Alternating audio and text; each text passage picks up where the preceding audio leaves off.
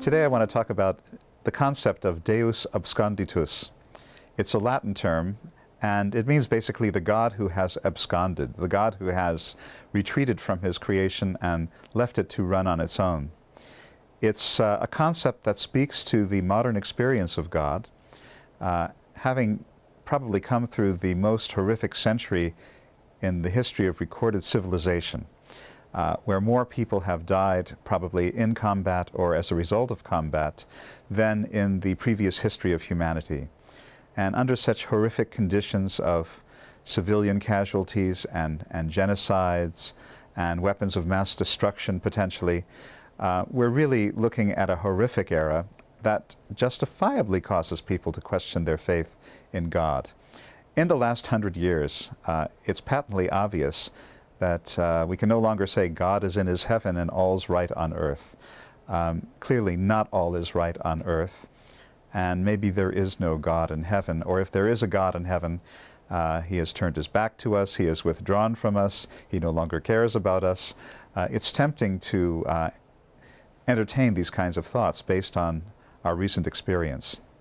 But I want to say that we actually have this concept within religion itself.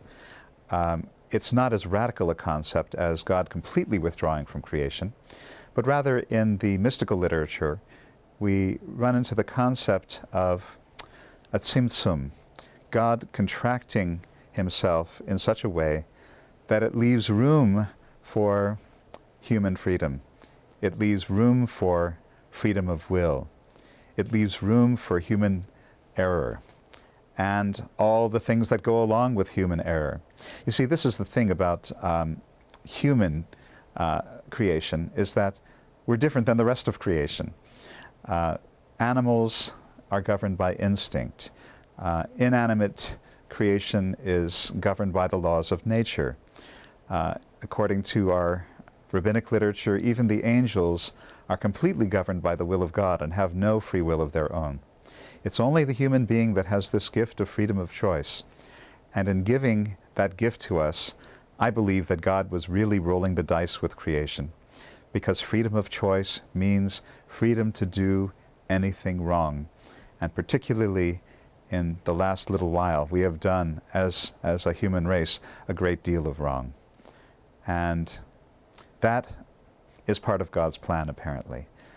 And I guess the trick is that we not err so radically that we destroy ourselves in the process of learning. But it is hopefully all learning. And hopefully in the 21st century we will see a better era.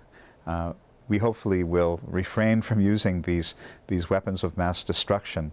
Atomic warfare hopefully will never come to be. This is a horror that's too great for really anybody to contemplate, even, I believe, the dictators of the world who have nuclear arsenals, or potential nuclear arsenals in the case of Iran. I just don't think that it's ever going to be, and hopefully it will never be. But in the meantime, Deus Absconditus, God does withdraw himself a little bit in order for us to have the freedom of choice. But the idea that God has left us completely on our own, I think, is a dry and cold and hard reality. It certainly is not a very warm feeling that such a God would have for humanity, nor could humanity have such a warm or loving feeling for such a God. And I believe that people who subscribe to this theory, again, maybe with justification, but they're going to have a difficult time with religion, and even a difficult time with ethics and morality.